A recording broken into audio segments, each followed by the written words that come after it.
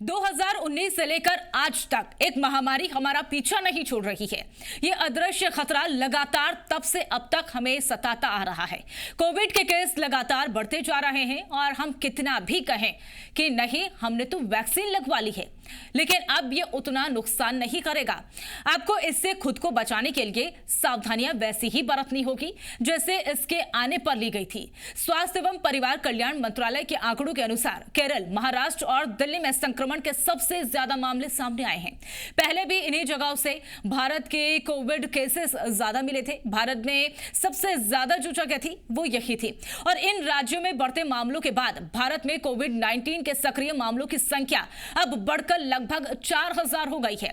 पिछले एक दिन में लगभग 566 केस सामने आए हैं। देश में अब तक कोविड के संबंधित 34 लोगों की मौत दर्ज की गई है और इसमें पिछले 24 घंटों में हुई 6 मौतें शामिल बताई जा रही है, जो कि दिल्ली, केरल, महाराष्ट्र और तमिलनाडु में कोविड से संबंधित एक मौत दर्ज की गई है। अब मृतकों में दिल्ली की 22 वर्षीय महिला शामिल बताई जा रही है।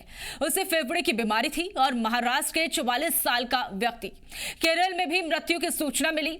अभी जो कोविड लोगों को हो रहा है, कहने को इतना घटना नहीं है या फिर ये कहें कि इतना खतरनाक नहीं माना जा रहा है, पहले जैसा ज्यादा खतरनाक नहीं है, लेकिन फिर भी 34 लोगों की मौत इसकी वजह से हो चुकी है, जो खतरे की घंटी बजता है। नमस्कार, जी भारत का डिजिटल प्लेटफॉर्म देख रहे हैं आप और मैं हूं आपके साथ मनीषा पाटीदार। सवाल उठ रहा है कि क्या 2022 तक लगाए गए कोविड के टीके कोरोना के नए वेरिएंट के खिलाफ भी कारगर होंगे? क्या नए वेरिएंट के कारण कोरोना की नई लहर आने की आशंका है? डॉक्टर कहते हैं कि ऐसा नहीं है। वैक्सीन लगाने के बाद आपको कोरोना का संक्रमण नहीं होगा, लेकिन संक्रमित होने पर लक्षण मामूली हो सकते हैं। क्योंकि जिन लोगों ने टीके की दोनों डोज या बूस्टर डोज ले ली है, उनमें लंबे समय तक इम्यूनिटी बनी रह सकती है, लेकिन जिन्होंने केवल सिर्फ 1 या 2 डोज ली है, उनकी इम्यूनिटी कम हो सकती है। वहीं कुछ डॉक्टर्स का कहना है कि पहले वैक्सीन मौजूदा वेरिएंट पर काम नहीं करेगा। उनके मुताबिक कोरोना के खिलाफ हर साल टीका लगवाना फायदेमंद होगा।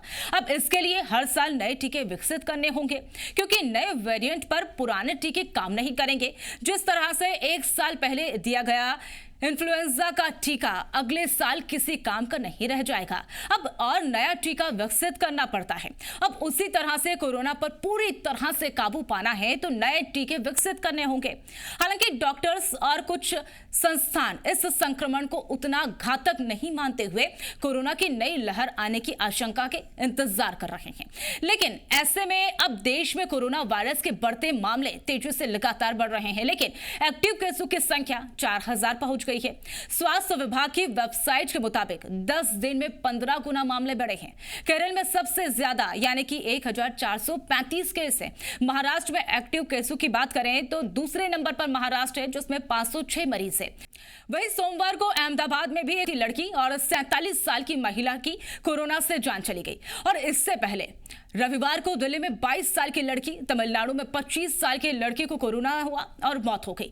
लगातार बढ़ते केसों के बीच कर्नाटक सरकार ने पब्लिक एडवाइजरी जारी कर दी है और इसमें लोगों से भीड़भाड़ वाली जगह पर जाने पर मास्क लगाने, शारीरिक दूरी बनाए रखने और स्वच्छता का खास ध्यान रखने की अपील की है। बुखार, खांसी, सीने में दर्द या सांस लेने में अगर दिक्कत होती है तो तुरंत जांच करवाने के लिए कहा गया है। कर्नाटक में अभी 253 एक्टिव केस है। दिल्ली हाईकोर्ट ने केंद्र से ये कहते हुए कहा कि अगली कोविड महामारी अभी खत्म नहीं हुई है। Covid sample collection, Covid centres और ट्रांसपोर्ट पॉलिसी नीति की तैयारियों के लिए डिटेल्स भी मांगी गई है। अब इन सब पर केंद्र सरकार का कहना है कि कोरोना से निपटने के लिए तैयारी अब पूरे केंद्रीय स्वास्थ्य और आयुष राज्य मंत्री प्रताप राव जाटव के अनुसार स्वास्थ्य विभाग और आयुष मंत्रालय पूरी तरह से सतर्क है और सभी राज्यों के हालात पर नजर रखी जा रही है। हमने संबंधित सचिवों और मंत्रियों से बातचीत की है। उन्होंने आगे कहा कि पिछली कोविड लहरों के दौरान बने ऑक्सीजन प्लांट, आईसीयू बेड, जो भी तैयारियां की गई थी, उनकी समीक्षा हो चुकी है। किसी भी स्थिति से निपटने के लिए तैयारियां लगातार जारी है। लेकिन कोविड का वायरस फैल रहा है और मिजोरम में भी 7 महीने के बाद कोविड का पहला केस सामने आया है। मिजोरम में 30 मई को 2 लोगों को कोविड-19 की पुष्टि की गई है और वहीं मिजोरम में कोविड-19 का आखिरी मामला अक्टूबर 2024 से सामने नहीं आया था। आपको बताते चले कि अब कोविड-19 का आखिरी मामला अक्टूबर 2024 में सामने आया था और इस दौरान राज्य में 73 लोग वायरस से संक्रमित हुए थे।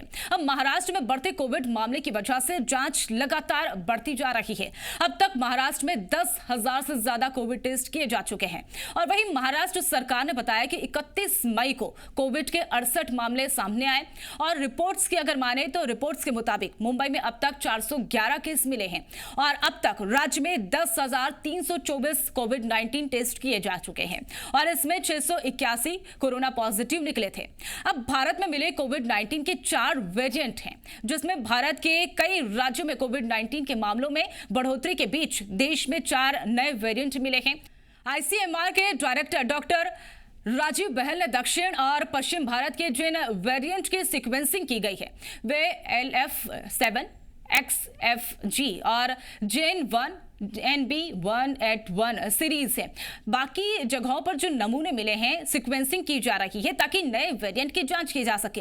अब मामले बहुत ज्यादा गंभीर नहीं हैं, लेकिन लोगों को चिंता नहीं करनी चाहिए, बस सतर्क रहना चाहिए। और इसी के साथ वर्ल्ड हेल्थ ऑर्गेनाइजेशन यानी कि WHO ने भी अब इससे लेकर चिंताजनक नहीं माना है। हालांकि निगरानी में रखे गए वेरिएंट के रूप में कैटेगराइज कर दिया गया है और चीन समेत एशिया के दूसरे देशों में भी कोविड के बढ़ते मामलों के लिए यही वेरिएंट दिख रहे हैं। अब भारत में कोविड का JN1 वेरिएंट सबसे आम है और टेस्टिंग में आधे से ज्यादा सैंपल में यही वेरिएंट मिलता है और इसके बाद BA2 जो कि 26%, अब ओमिक्रॉन की अगर बात करें तो 20% वेरिएंट के मामले भी इसमें शामिल बताए जा रहे हैं। लेकिन भारत में अधिकतर मिलने वाले JN.1 वेरिएंट को सबसे बड़ा नुकसान पहुंचा है और यही वेरिएंट जो है वो भारत में मिल रहा है वो है कि ये इम्यूनिटी कमजोर करता है। JN1 ओमिक्रॉन BA2.86 का एक स्ट्रेन है और इसे अगस्त 2023 में पहली बार देखा गया था। अगर दिसंबर 2023 की बात करें तो तब WHO ने इसे वेरिएंट ऑफ स्ट्रेस घोषित कर दिया था। इसमें करीब 30 म्यूटेशंस है जो कि इम्यूनिटी कमजोर करते हैं। JN1 अन्य वेरिएंट की तुलना में सबसे आसानी से फैल जाता है, लेकिन यह बहुत गंभीर नहीं है। दुनिया के कई हिस्सों में यह सबसे आम वेरिएंट बना हुआ है। JN1 वेरिएंट के लक्षण कुछ दिनों से लेकर कुछ हफ्तों तक रह सकते हैं और अगर आपके लक्षण लंबे समय तक बने हैं तो वो हो सकता है आपको लंबे समय तक रहने वाला कोविड हो। लेकिन यह एक ऐसी स्थिति है जिसमें कोविड-19 के कुछ लक्षण ठीक होने के बाद भी बने रहते हैं।